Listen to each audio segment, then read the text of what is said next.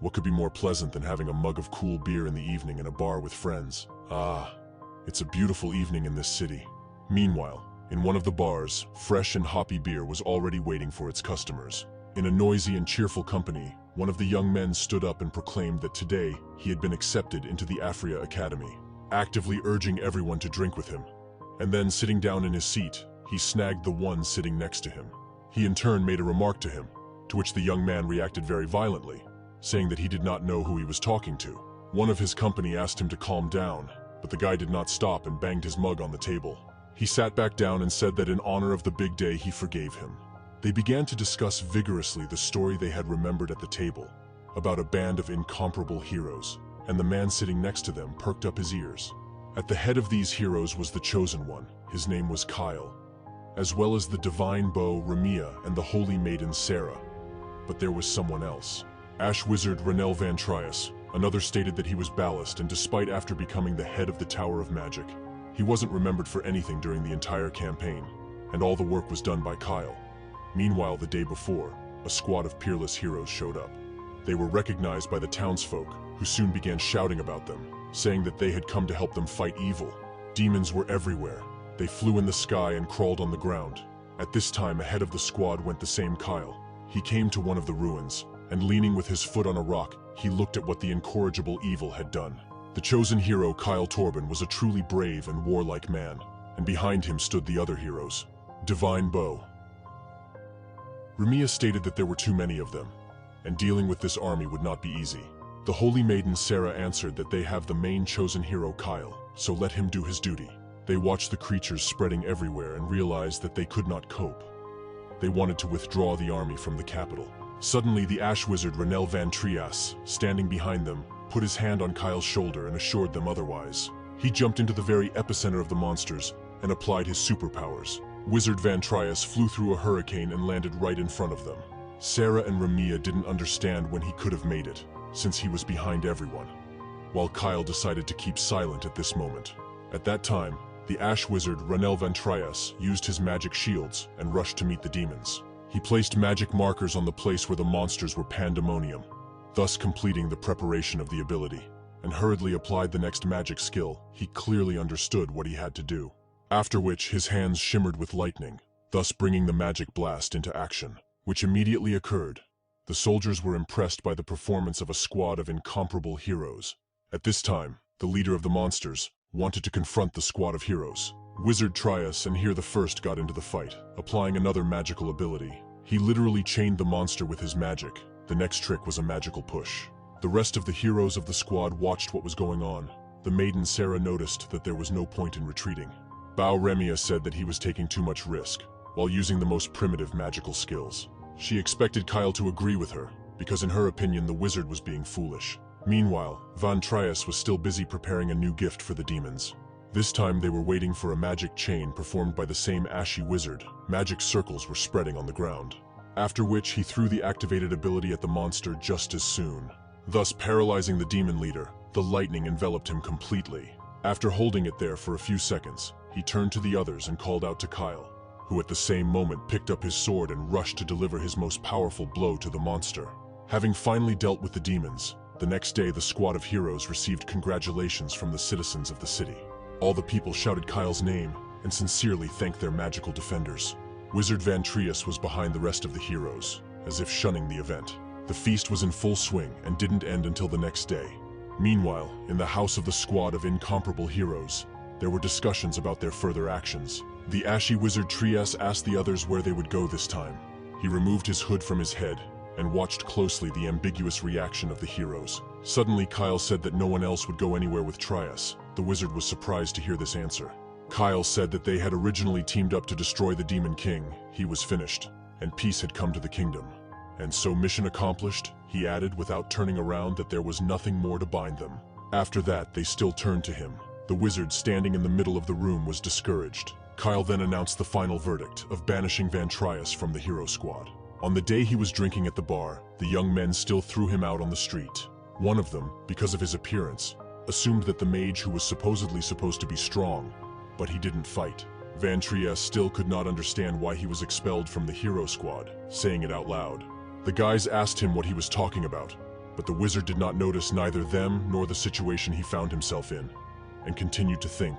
After all, he did the main work, and thought that the squad became so famous mostly because of him.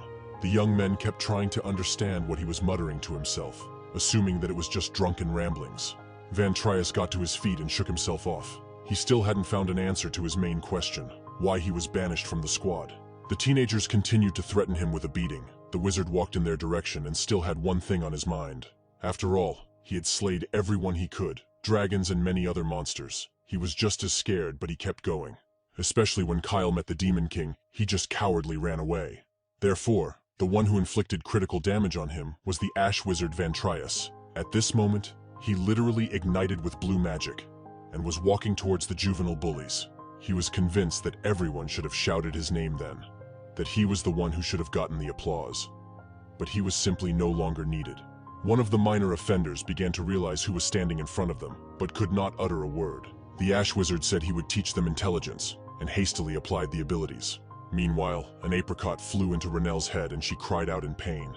Rubbing her head, she said she didn't expect such a reaction to her curses. The teacher, stroking his gray beard, replied that he did not expect such a change from his student. He looked at her intently and addressed her by the name Renelle. She responded by looking at her teacher in surprise. He warned her that when she crossed this gate, her name would be Rania Van Trias, and that from this day, and from this minute, Rania would become the teacher of Afria Academy. The teacher asked again if this was how he really wanted to live his second life. He replied that 5 years had passed since the victory over the Demon King, and since then, peace had reigned in the land, and henceforth he would never be a hero again, for he had come to terms with it. He said that he just didn't need to be one anymore, and he had finally made up his mind, and he will be an ordinary teacher in the Magical Academy of Afria, respectively, starting a new life with a clean slate. An unusually beautiful sunset was visible in the sky, and birds soared carefree over the forest. Suddenly in the forest, a guy was attacked by demonic dogs. He fell to the ground and tried to drive them away from him. They slowly approached him. They had horns along their skulls. Their white eyes without pupils terrified the young man. One of the dogs roared. He opened his mouth wide, from which were visible sharp oblong fangs. The sound of the growl was piercing. The young man was frightened and thought it was the end. He closed his eyes and covered himself with his hand. At that moment, blood splashed on the ground. When he heard the characteristic sound, he fearfully opened his eyes and saw a horrifying picture in front of him. The mage killed one of the demons by applying his magic. The pack of the others hesitated to attack him further and moved back. This mage was the former Ash Mage from the Hero Squad, Ranel Van Trias. The demonic beasts were moving further and further away from the guy. The young man once again used his magical powers to defeat the animals. He directed his magic power at the demonic dogs. They were knocked down and flew away from the man. Ranel Van Trias had defeated a Demon King in the past. Blood rushed to the ground. The demonic hounds kept flying because of the guy's strength. One of them did stop though and stood with its paws on the ground. Ranel had gained incredible strength. He stood in the center of the fight, magical energy surrounding him. The guy directed his power at the demon dog again. It screamed in agony. Ranel's strength was so great that he was able to knock the demonic beast down a second time. Ranel spread his arms and threw all the demonic dogs in the neighborhood away. They were no longer alive. Each power had its own price. A loud explosion was heard in the forest at the site of Ranel's battle with the demon dogs. Ranel looked victoriously into the distance. However, something was approaching behind his back. As the guy had killed the Demon King, but his body was left sealed. From behind Ranel's back, a demon dog was approaching. It opened its mouth hoping to eat the guy. It was already close to the boy. The demon dog opened its mouth even more and was about to tear the mage's neck. This seal on Ranel's body allowed the demons to find him wherever he was, as they desire revenge for his master. The demon dog that attacked Ranel was extremely surprised to see the guy start using his magic. He created a magic circle. After learning about everything, the guy realized that if he continued to be an antichrist, he would die sooner or later. The magician channeled his power into the demonic dog. The animal flew away because of Ranel's power. The rescued man sat on the ground in bewilderment. He didn't understand what this power was. It turned out that the mage was a girl. She took off her hood and with a cold expression asked how the man was feeling. The man was fine. He thanked the girl for saving him from those demons. She politely gave the man her hand. The man wanted to know the name of his savior. The girl had already started to answer, but hesitated. She said it didn't matter. The girl pointed the way for the man to safely return to the city where he could get help. The girl almost blurted out her real name. Renelle Van Trias no longer existed. The girl thoughtfully pulled her hood over her face and began her journey. The girl traveled for quite some time, evening followed by a long, dark night. However, finally a clear morning came. A large house could be seen in the distance, all around illuminated by the bright sun. The girl was walking down the ramp to the house. She hadn't been there for a long time. At that time, memories came back to her. The former Ash Mage of the Hero Squad had retired. Renelle's teacher looked at him intently and wanted to ask him. Looks like the guy was really going to kill the Demon King. He was already in the doorway and was about to set off. His teacher opened the door and asked him if he was sure he wanted to go on this trip, because there was a good chance he would die. The lad's magic wasn't perfect, and he hadn't fully completed his training, so he might put himself in danger. Renelle listened to everything carefully. Renelle bowed and apologized to the teacher, thanking him for everything. The teacher looked at the boy in surprise. The teacher looked sadly at Renelle. The old man gritted his teeth at having a restless student. Renelle went on his way. Lastly, his teacher told him to bring the head of the Demon King, and only then would he recognize him as his student. 5 years passed and Renelle, already in the guise of a girl, came again to his teacher's house. He looked at the place he had promised to return to. Renelle came to the door of his teacher's house. He still had not brought the head of the Demon King.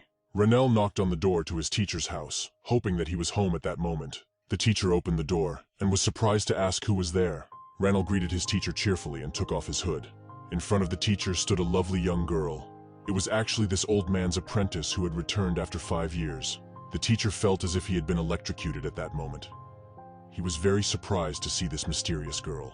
The Ash Mage thought that the teacher immediately realized who the girl was, and he even understood why she had come. The teacher thought his student had died in battle. He began to grieve and regretted not using force to stop him. The girl was confused.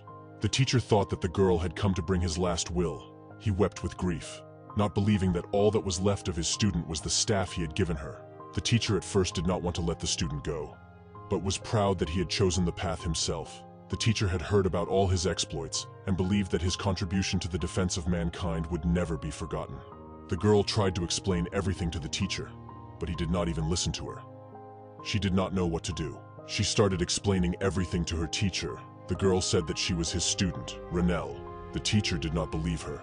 He knew perfectly well that it was not the same person.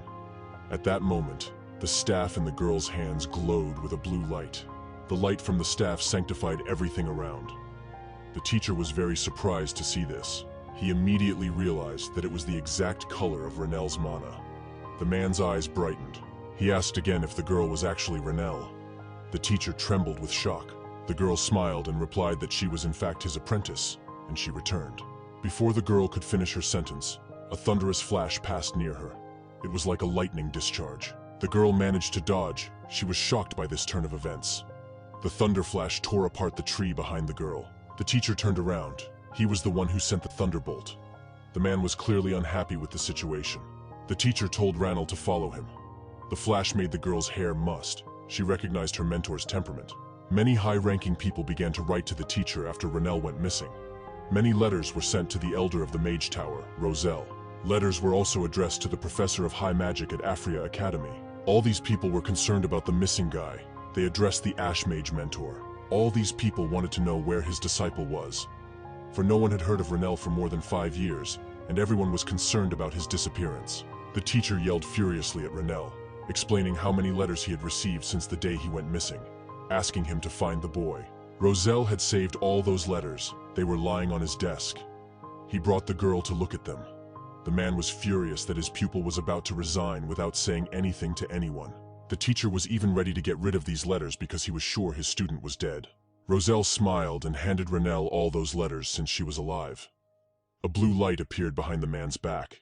This came a new letter from the rector of Aphria Academy, Aaron Van Tarrant. A letter from such a high-ranking person was something serious. Aaron was writing to his dear friend. He told him that spring was about to arrive, which meant that new mages would arrive at the academy. The man hoped that Roselle was ready to train the new students, but the man also had a personal question he wanted to ask in this letter. Aaron wondered if his friend knew where Renelle was currently missing. He wanted to find out, as new gifters need to know the hero that saved their world from evil.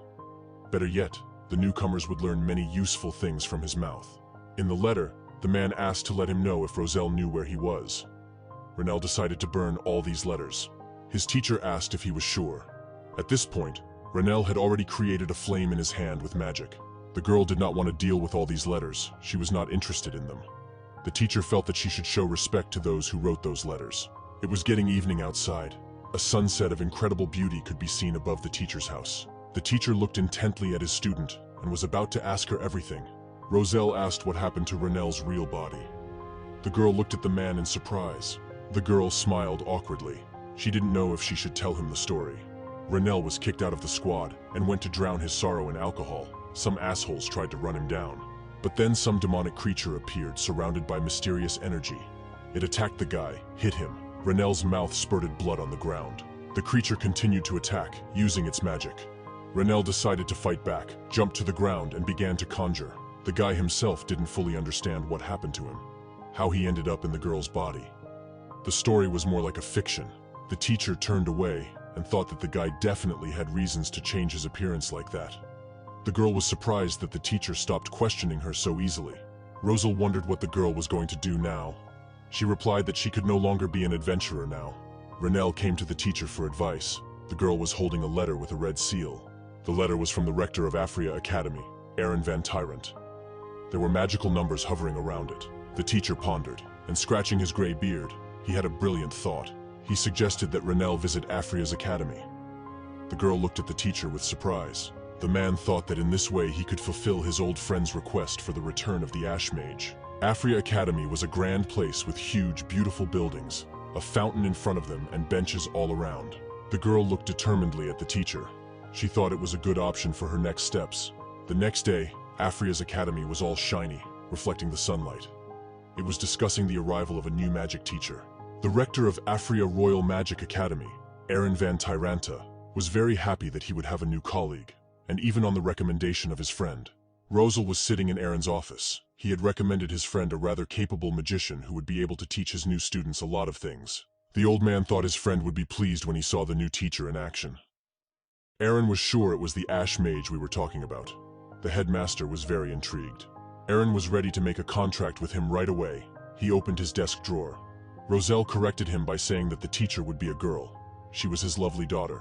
The old man smiled and told Aaron to be confident in her abilities. The girl could definitely handle the new job. The headmaster was surprised that his friend wasn't referring to the Ash Mage. Roselle was puzzled as to why his friend thought that. Roselle introduced the girl. Her name was Rania Van Trias. She was incredibly talented and virtuoso in magic. The old man continued to flatter the girl. Aaron was beyond furious. He gritted his teeth angrily. The principal jumped up from his desk and said that the rules were the same for everyone, and the staff was forbidden to recommend their children or other relatives for employment, so he couldn't accept her as a teacher. Roselle made a serious expression on his face. He was not happy that the principal was being stubborn. After all, he had been saying for years to find help for his department because of the heavy workload. Here, Roselle had found another terrific teacher. The principal jumped up from the table. He explained that this year was especially important for all of them, as they were now receiving incredible talents that had not been seen in 10 years. Aaron threw the student applications at his friend and demanded to see them. He was unhappy that Roselle was going to engage in nepotism and asked him to hire his daughter. Roselle looked at the applications of the new apprentices with interest. He noticed that there were a great many capable magicians among them. Roselle was sure that only his daughter could handle all of them. The headmaster was angry that his friend wasn't listening to him at all. Rania arrived at the academy one day. She entered the library of the Royal Magical Academy. In it, there were students studying at tables. It had been 6 years since her last visit to the academy, but nothing much had changed there. The girl walked with interest through the library of the academy in which she herself had studied. Rania remembered her teacher's words that she should increase her knowledge of magic, because now she would teach it to others. The girl thought that the old man did not know her at all, because she had long ago read all the books from this library, and she would not get new knowledge here. Rania herself did not understand why she listened to the teacher and went to the library. In front of her, she saw a student wearing an academy cloak. The girl heard the indignant words of the students. They had difficulties with learning. The guy sitting at the first table exclaimed that his mana wasn't coming out. He was in despair. His pen, for some reason, was no longer making symbols with mana. A magic circle was drawn on the guy's sheet, but it was not complete. The librarian admonished the boys to keep their voices down. The boy wanted his friends to help him with mana, but they also failed. One of the guys corrected his glasses and thought that his mana wasn't coming out only within the walls of the library, and there was probably some connection here. The others thought that only a freshman would think that. Rania heard the guy's dialogue. She realized that they couldn't release mana as it was worth putting a little more concentration. A man in an academy robe was coming right at her. The man in the robe bumped into the girl with his shoulder. It was the fourth princess, Lady Ayla, who spends her eternal time in the library. The girl was knocked down by Rania. She dropped all her study materials. The girl started picking up all the scattered papers. Rania picked up one of them with a picture of some kind of magic circle. Rania looked at that paper in surprise. Ayla was called the child blessed by the stars themselves, considered gifted. She entered their academy this year. There were high expectations for the girl. The headmaster believed she should learn from the best. Razel had also heard of her. Even royalty had to be trained because of the martial law. Razel took Ayla's resume and looked at it closely. There was a picture of the girl pasted in it. The remnants of the Demon King's army continued to rampage through their lands, and the hero squad could no longer fight them, because the leader excluded the Ash Mage from the hero squad. The headmaster told his friend that his student was the reason this girl came to their academy. They knew each other. The principal, hinting at the return of the Ash Mage, said that Ayla was hoping to meet him as a student. Roselle pretended not to hear his friend. The headmaster was outraged that the friend had brought his daughter instead of him. Rania was sure that the girl she ran into was the fourth princess of the kingdom, Lady Ayla. 6 years ago, she had come to her library every day and asked her to tell her about magical matter. Back then, Rania was still in her past body. Rania noticed that Ayla has changed and grown a lot since then, and now she looks like a grown-up girl. Ayla didn't understand why Rania was staring at her like that. She asked if the girl was a mage. Rania tried to lighten the atmosphere and said that everyone in this academy was a mage. The girl did not agree with her, for every day the number of incompetent magicians grows and grows. Many do not know the basics of magical transformation of chains, but boast that they know a lot of spells. But they are no match for an Ash Mage. Many of such wizards died on the front lines because they could not even properly build magical chains and cast the right spell. The girl hoped that Rania would agree with her point of view. Rania said she was right and handed her the scattered papers. Ayla apologized for getting carried away talking and thanked the girl for helping her gather her notes. Ayla was about to leave, but Rania noticed that she had dropped another piece of paper. She stopped the girl. The girl looked at the sheet. It had the same diagram of the mysterious magic circle on it. This magic circle was a barrier. The girl wanted to take the leaf from Rania's hands. The leaf had a diagram of a rare Sukubar barrier on it. Rania was in no hurry to give this diagram back to Ayla. Rania noticed that these were undead developments. The diagram was a very interesting specimen. Ayla was shocked that the girl knew this. After all, this circuit was a trophy of the hero squad. No mage had ever been able to decipher this circuitry to use it in battle. Rania said that the scheme was not that hard to understand. Ayla had been trying to decipher it for months. She doubted the girl knew the solution. Rania thought that one just had to scrutinize the writing around the circle. The girl asked Ayla if she had tried this method, for it was not so difficult. There was no face of surprise on the girl's face. Ayla was furious at the girl's overconfidence. She demanded to activate this spell here and now. She considered the girl's words as insults towards a member of the royal family. Rania agreed to do what the girl demanded. She set about trying to use her mana. The girl showed the first gestures from the spell. The girl then began to show the second gesture, but her mana would not come out. Ayla explained that it would not work while the girl was here because of her star blessing. The girl was literally pulling mana from everyone around her. Rania realized what she needed to do to activate the barrier. She made a hand gesture and started using Manu. Magical symbols and circles appeared around her. The girl stepped on the floor. A magic circle appeared under her foot. The whole library was filled with Rania's mana. The students were shocked because of the girl's unusually strong mana. They had never seen anything like this before. The guys didn't understand where such strong energy was coming from. It filled the whole library. They realized that this was definitely not the princess mana. Magic symbols were appearing all around. Rania was serious about proving her point to the girl. She continued to use her powers and build a protective barrier. Ayla was sure that it could not be done. The girl looked at Rania's actions with surprise. The girl conjured up a Sukubar barrier in the blink of an eye. She knew exactly how to clearly explain to the students exactly what their mistake was in deciphering it. At this time, Rania's mana power was blowing away everything around her, and the students could barely sit at their desks. Rania was about to show the girl how she was able to conjure a protective barrier. Because of their magic, everything around was glowing with a bright light. It was visible even coming out of the academy. Rania was sitting in a place with Roselle at the table. She still hadn't received the employment contract. The old man believed that Aaron would give in sooner or later and hire the girl. Roselle coughed and said that the principal was always overly serious when it came to the academy. All they had to do was to wait for the principal's verdict. Rania apologized to the teacher because he had to endure a lot for her. Roselle reassured the girl, saying that they would just have to think of another way to get her a job. At that time, 2 uniformed men were heading towards the old man's house. They knocked on the door of Roselle's house. They were looking for the professor. Rania was surprised at their unexpected visit. The teacher opened the door for them. The princess's guards came to his house. The men apologized for the sudden visit. They needed to deliver a message to Rania from the princess. The professor said it was his daughter. One of Ayla's guards presented the girl with a gift. It was an academy uniform, nicely packed in a gift box. Also offered with the gift was a letter from the 4th princess. Rania was surprised at such a sudden gift. Ayla wished to learn magic from the girl. The letter stated that from this day forward, Rania would officially become a teacher at the Academy of Magical Arts of Afia. Meanwhile, at Ayla's castle, the girl was informed that the decipherment of the defense spell had been sent to the front lines. The girl thanked Sir Havel. Sir Gawel noticed that there was something troubling him after all. The princess looked worriedly at her guard. The guy was worried that Rania had deciphered the undead spell with such ease. They had investigated among the soldiers, but no one had heard of her before.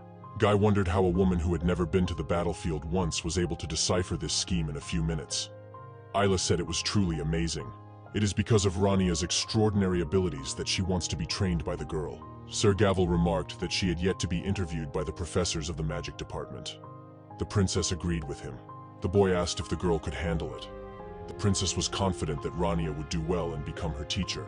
The girl looked out the window of her castle with a smile. She had big plans for Rania. At this time in Roselle's house, Rania was preparing for an interview. The girl declared that she did not want to wear the robe given to her. Roselle was indignant at the girl's attitude, for the princess had specially bought this costume for her. He told her to change her clothes immediately. There would be mages from the tower at the interview because Aaron did not agree with the princess's opinion on Rania's hiring. Besides her, many talents have been admitted this year, and the principal wants only the best professors to teach them.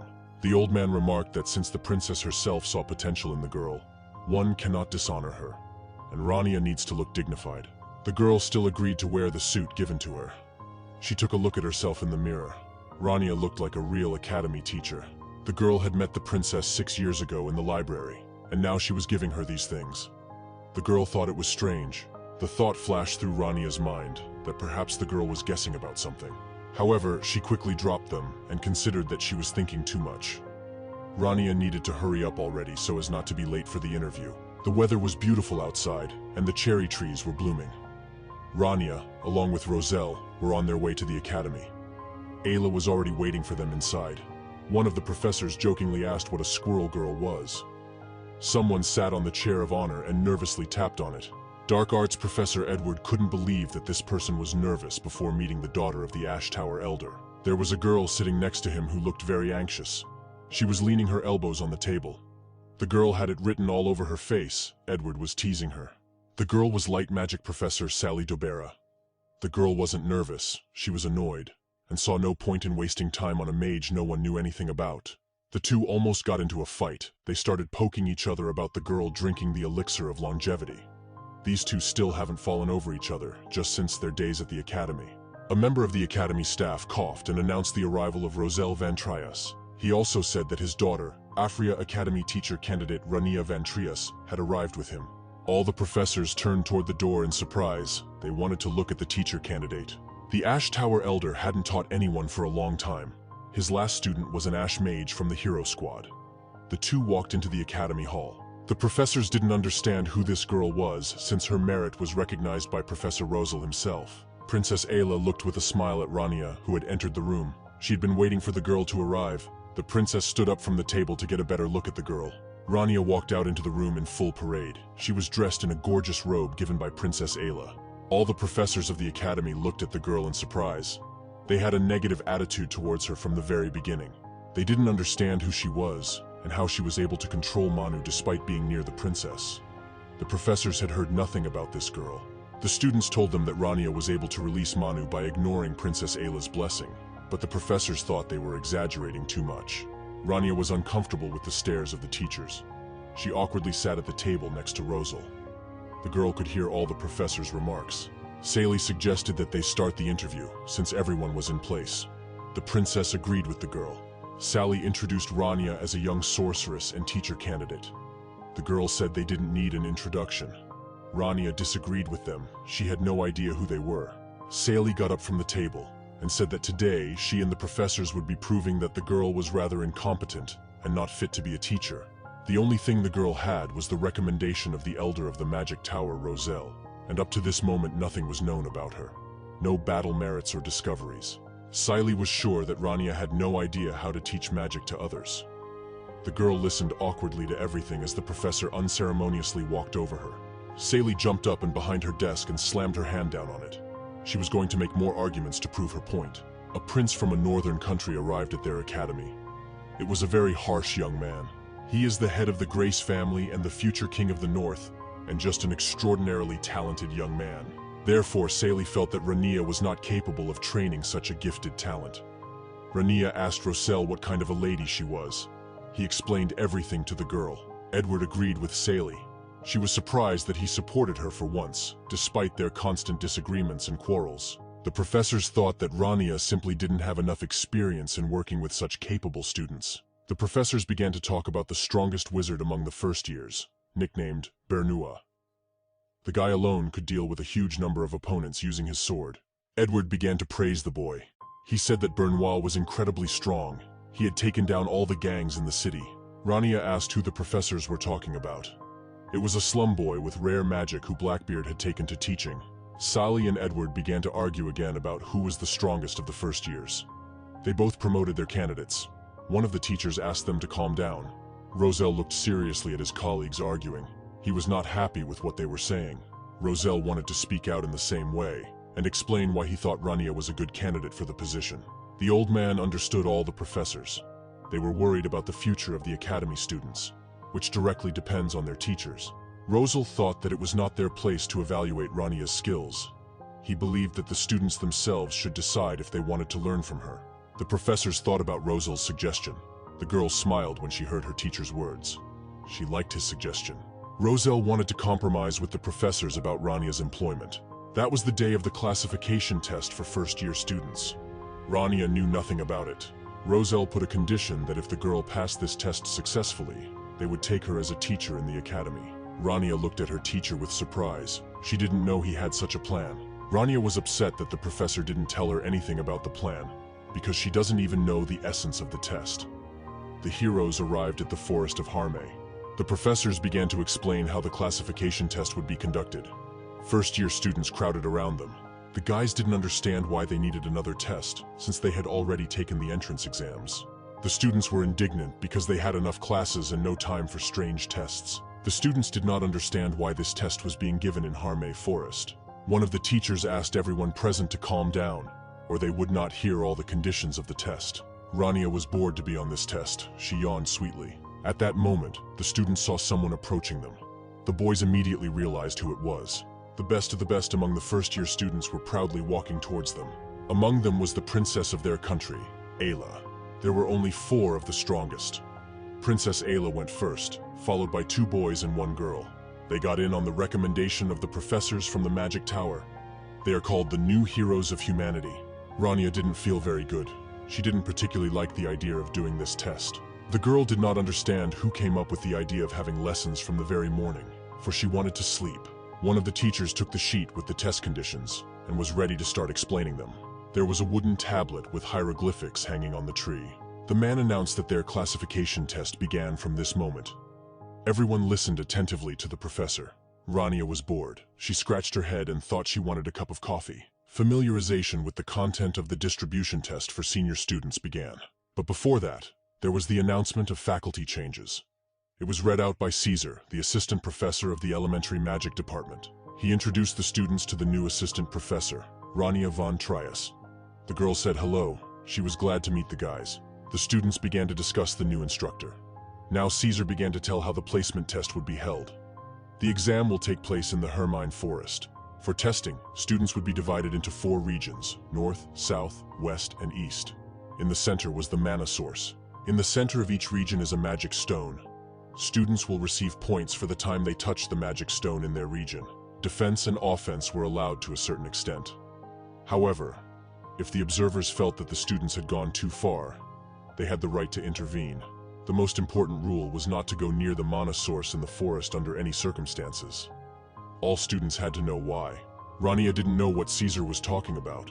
The girl wondered why they would even conduct a test in a problematic place. Caesar's face changed in a flash. He angrily corrected his glasses. The docent remembered something. They hadn't decided yet in which region Associate Professor Rania would be the observer.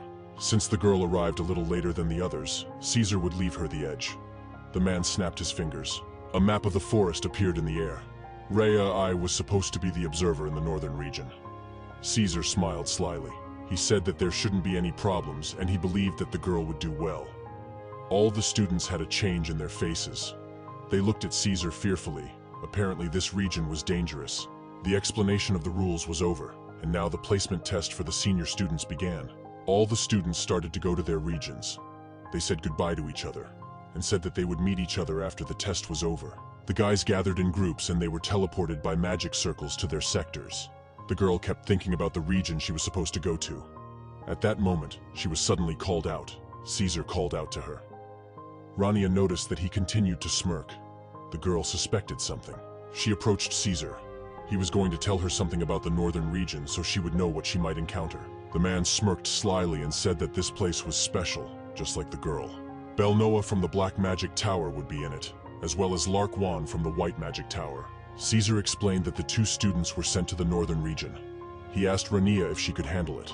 Caesar scoffed at the girl. After all, there is a conflict of interest between the masters of the Magic Towers, and if one of the representatives is injured, the followers will not be silent. It turns out that Caesar had a personal interest, for he had waited for years to become Professor Roselle's assistant, and could not let the girl steal the place. Those 2 students are fine talents, so Rania will have to take good care of them.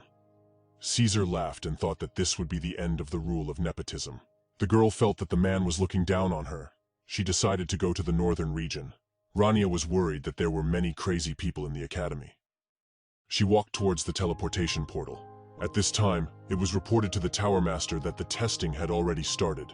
Edward was sitting thoughtfully in his office. He was looking at some papers on his desk. Rania's resume lay in front of the man.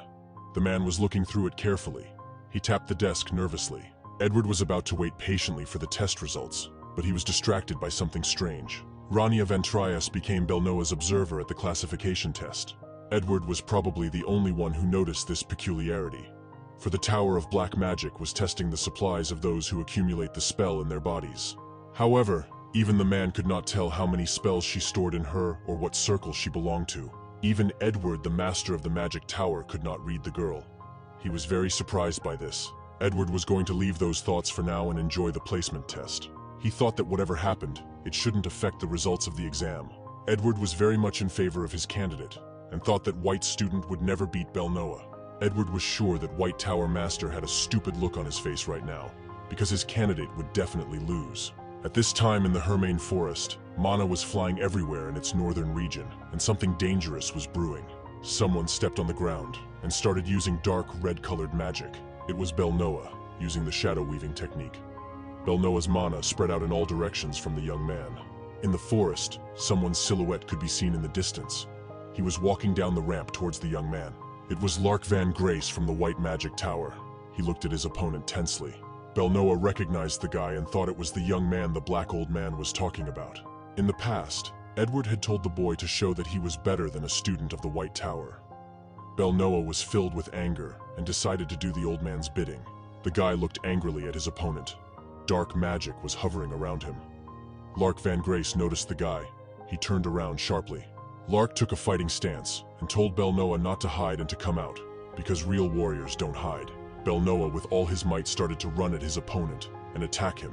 His black magic was coming along with him. Belnoa began to attack Lark. He sharply launched a beam of black magic at him. Lark decided to attack back. He launched his magic axes filled with his mana at Belnoa. The axe filled with white energy easily chopped Belnoa's stream of dark magic in half.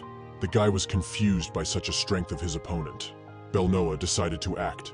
He directed another stream of black magic directly at the axe with anger.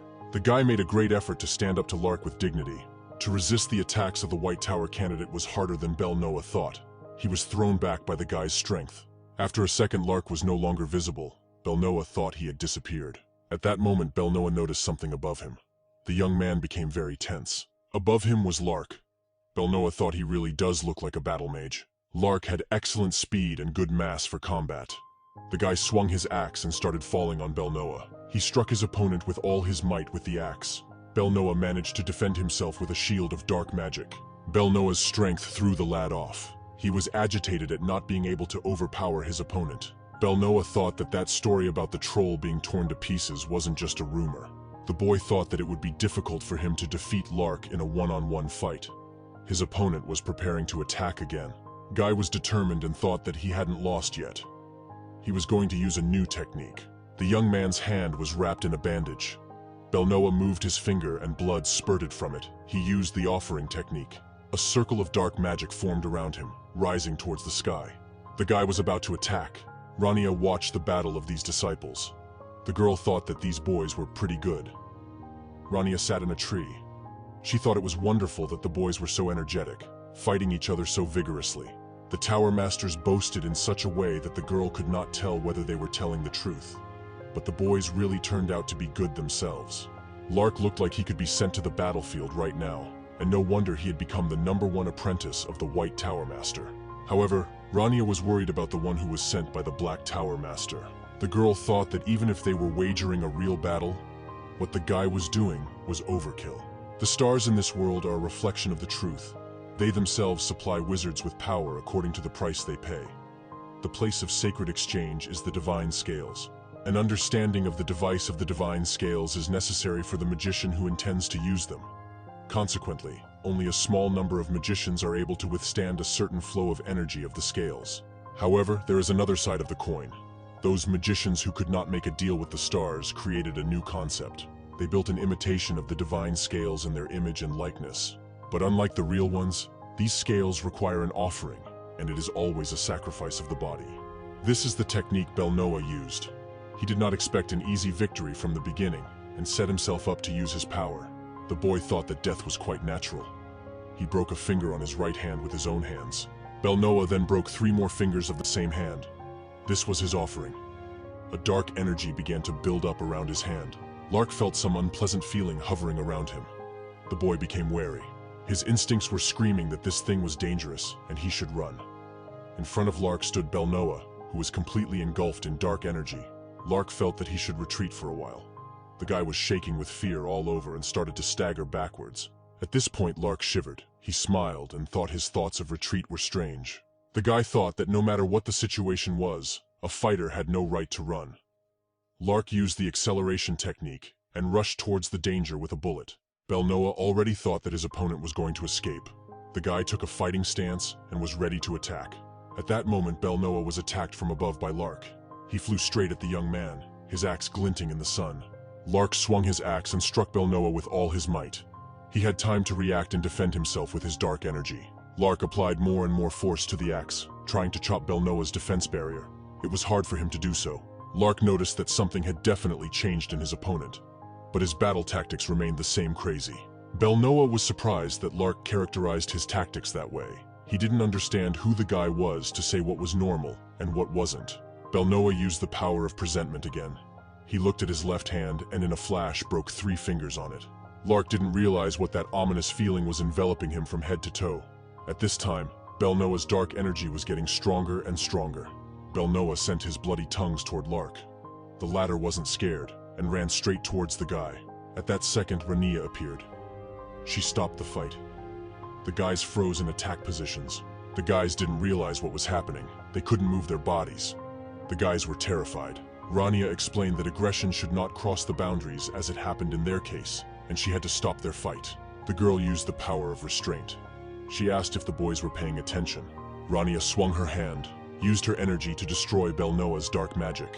The guy was shocked that the girl was destroying his shadow. He was still unable to move. Rania looked at Belnoa's bloody hand with broken fingers. The girl needed to patch up her apprentice. She was going to start with his hand. Rania began to use her magic. Her magic reached Belnoa's hand in a flash. His fingers began to gradually recover. The boy didn't realize what was happening. Belnoa realized that the girl had interfered with his deal with the scales and invalidated it.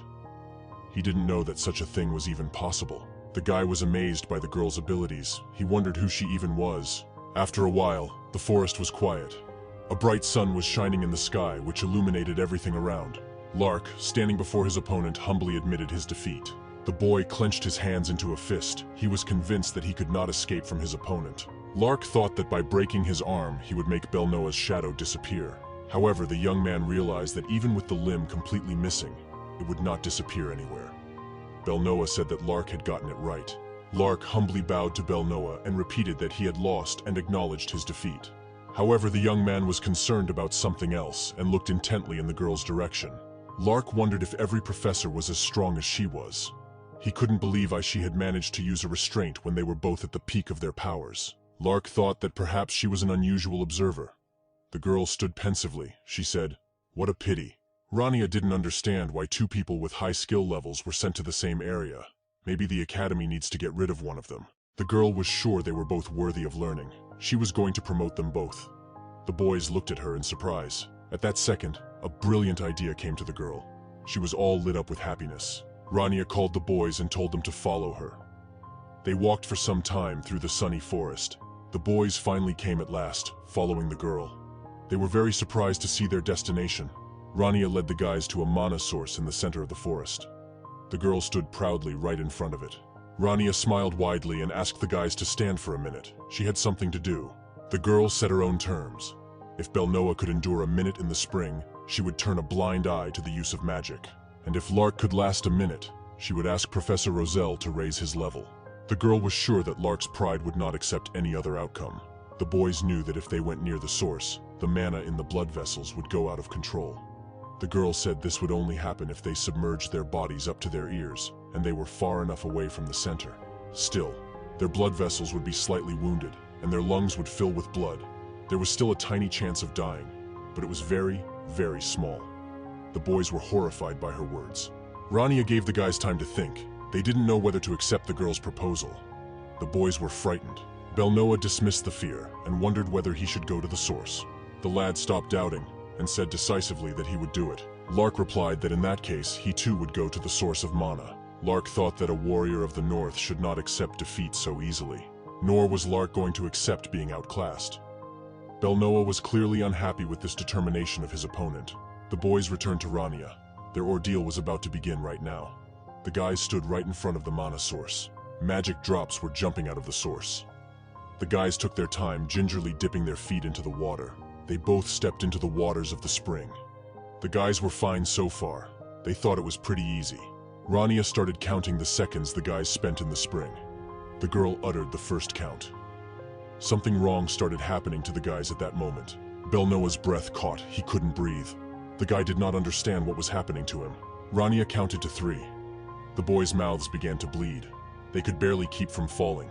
The girl uttered the 4th score and asked the boys to tell her if they realized they could stand no more. Rania sat down on a rock near the mana source and continued counting down. The boys were feeling very sick. They could hardly stand the ordeal. Their blood vessels were bursting and their lungs were filling with blood. The girl counted to 5. She sat bored on a rock with her feet in the water. Meanwhile, there were 2 more apprentices in the vicinity of the mana source in the Hermain forest. They looked very tired and were breathing heavily. The guys didn't realize who they were facing and how they should fight against such power. The students were fighting other yearlings. They didn't think that those would turn out to be so strong. The boys fought the heiress of the Grey Tower. They thought that she fought against them too seriously. The guys noticed that this place was somehow strange. There were streams of mana hovering around. The guys immediately felt bad. They couldn't breathe. One of them guessed that there was a source of mana in that direction. The guys thought it was better to go back. If they went in that direction, they would start spitting blood, because there was no wizard who could stay there safely. At this time, Rania calmly continued to count down the time for Belnoa and Lark. She was already on the 46th count. The boys were already at the limit. Blood spurted from Belnoa's mouth. The girl counted to 47. Rania nonchalantly said the number 48. Lark could barely stand on his feet from the negative effects of the source mana. The girl stood right in front of the guys. She counted 49. The guys didn't look alive anymore. Their bodies were suffering from this ordeal. Rania, with a bored look, counted to Petite 50. She calmly watched the torment of the boys. At the girl's next count, Lark's consciousness clouded with pain. He began to remember the events of the past, when the guy was alone with the blizzard in the mountains. At that moment, he felt fear and helplessness. The image of his father appeared before the lad's eyes. He fiercely asked if the young man knew the names of those who could overcome that fear and helplessness. Lark gritted his teeth and thought that such men are called great warriors. His father had taught him that the true warriors of the North could overcome all trials and become stronger. Lark was already at the limit of his abilities. Lark's legs were shaking. He was splashing water all around him. The girl counted to 57. On the next 2 counts, blood began to flow from Lark's eyes. Everything around him went dark. The guy lasted 1 minute in the mana source. In his last breath, he reached up. The boy could no longer stand on his feet and fell unconscious. Rania picked him up. The girl put Lark on her shoulder and thought he resisted well the influence of the source. Rania was ready to credit the task in 30 seconds, for Lark's position was not favorable. The girl carried the lad to dry land. Despite the difficulties, Lark held up well, even took 3 steps forward. Rania threw the lad to the ground. The girl looked at Belnois and said that Lark had more courage than he did. However, the young man himself was not so simple. He sacrificed people to stay afloat. Belnois used the power of exchange and broke 2 fingers to endure this ordeal. Rania recognized Belnois's determination. They finished. The girl pulled the lad by the scruff of his neck out of the water. At the end, Belnois also lost consciousness. Rania threw him to the ground beside Lark. Watching the 2 of them, Rania remembered that once her attempt had also ended in failure. Rania looked around. The mana source was bubbling with energy. The girl was bothered by a question. She didn't understand what was happening to her right now. The girl felt normal around the source. The reason why this forest is called Germain is the old tree of the same name, which was given to Aplia by an ancient dragon wizard. Under the tree is a mana source. It actually looks like a big puddle. The girl looked at this tree carefully. Rania slowly lowered her foot into the water of the mana source. When a wizard approaches the source, he is saturated with mana, which resonates with the magic in his body, and this opposition quickly suppresses the life force. A girl immersed in the water, she was walking along the spring and searching for something. Rania remembered how she had undergone this ordeal in the past. Back then, her blood vessels screamed as she immersed herself in the water. The girl had found the body of a dead boyfriend in the water. At that time, the resonating mana contracted Rania's blood vessels, and she went mad in the throes of hallucinations. About 8 years had passed since then. The girl wondered how long she could last now. She'd attacked the Demon King's territory and let the evil energy flow through her. But she must feel something. The girl continued walking through the water. She stopped suddenly. Rania was confused. The girl had already reached the center of the mana source without feeling anything. Rania was perfectly fine. Rania smiled and thought she should admit something. All the trials in the past with the others as heroes had not been for nothing. And the girl was much stronger now than she had been then. At this time in the academy, Caesar was very angry that no one from the northern region had passed the tests. The man was furious, and thought that at this rate he might be blamed for it. He looked at Rania and Rosal sitting in front of him. Caesar thought that the girl had a stupid expression on her face, and had failed both students, yet she was looking down at the man. Caesar clutched the paper under his hand in fury. He was sure that the defeat would be pinned on him, for he was the eldest. Rosal stroked his gray beard thoughtfully, and remarked that Caesar's words that no one had passed were not quite true. Caesar thought the man would side with Rania just because she was his daughter. The old man was sure that the young man had also seen the report. The report said that Lark van Grace showed a high level of literacy and excellent fortitude. There was also Belnois's characterization.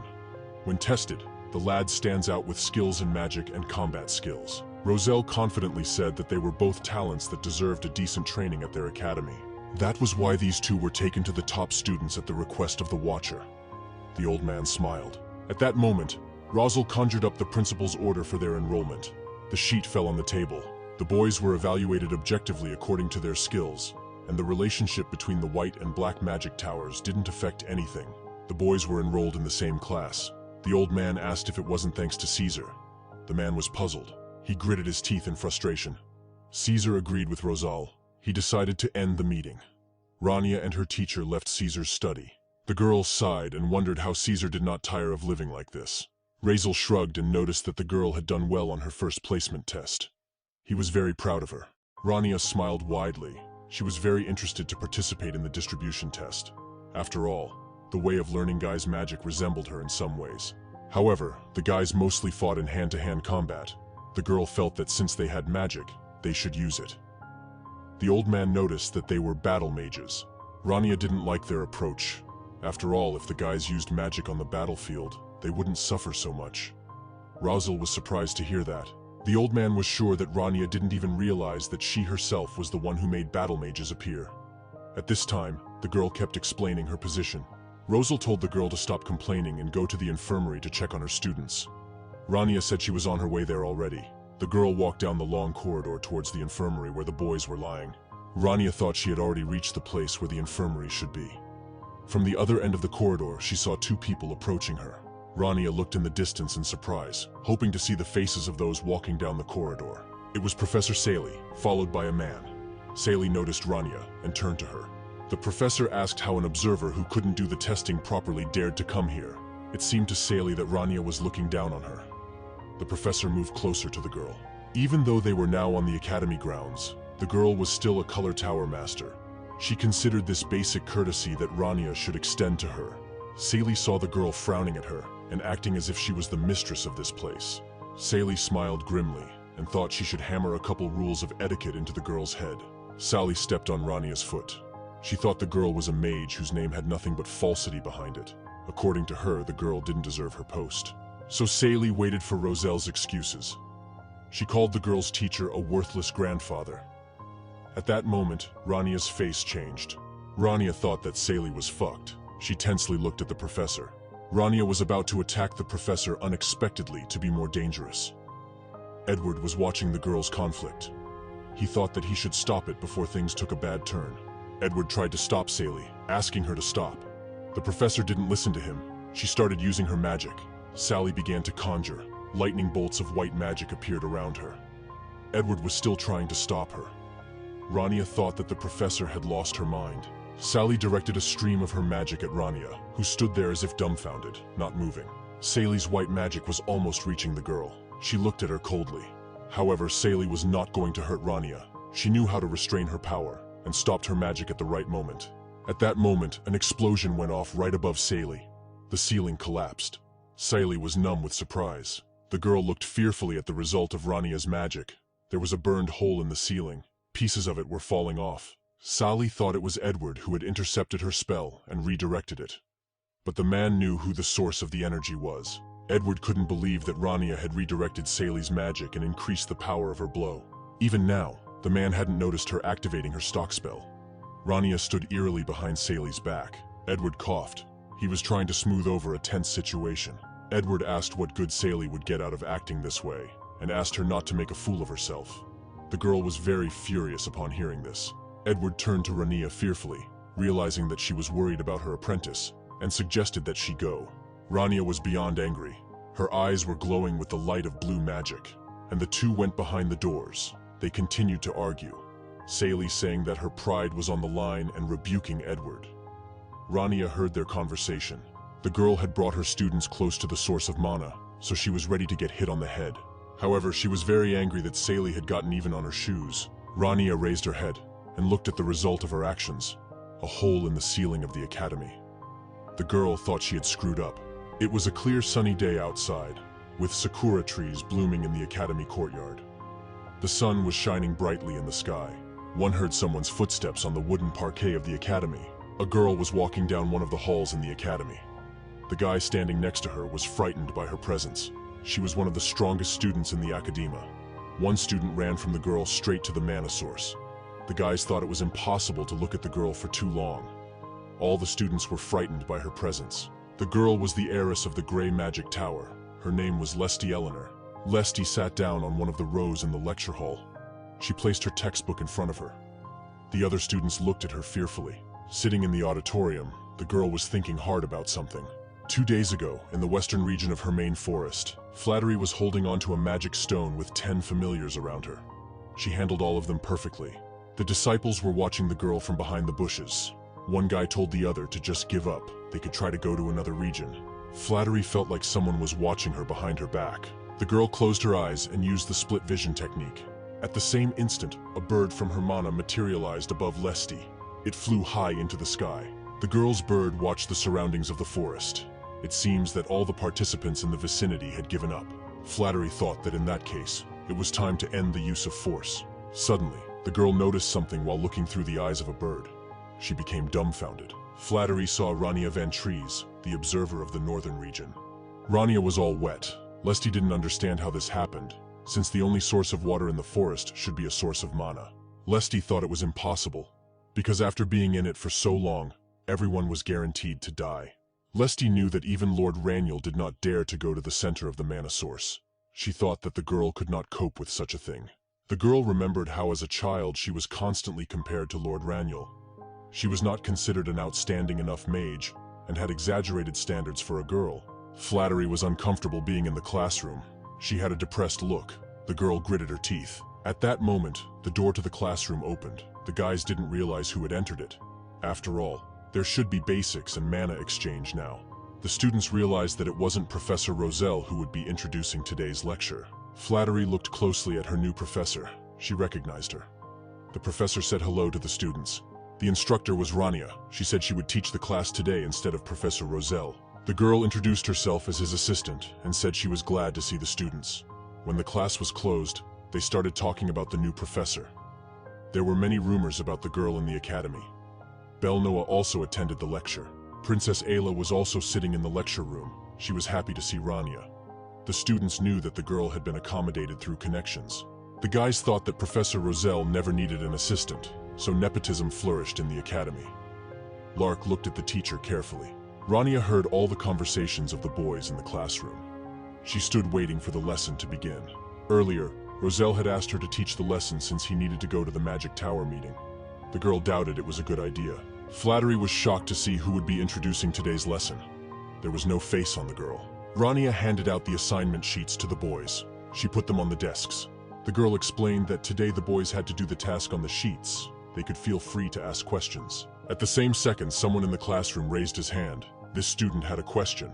Rania was surprised. After all, they had just started, and there shouldn't be any questions yet. The girl allowed the student to ask. Lesti raised her hand. She asked for guidance on how to solve the 30th assignment. The boys began to talk over each other. The 30th question was about the theory of the divine clock, and only Professor Roselle could answer it. Apparently, the girl decided to play a joke on the teacher. The guys had fun. Rania took the assignment sheet and started reading the 30th assignment thoughtfully. The boys thought she was very skillful at pretending to be thoughtful. They laughed at the professor. One of the students said that Roselle's level of class knowledge might be too high for a girl. However, Roselle warned the girl about this.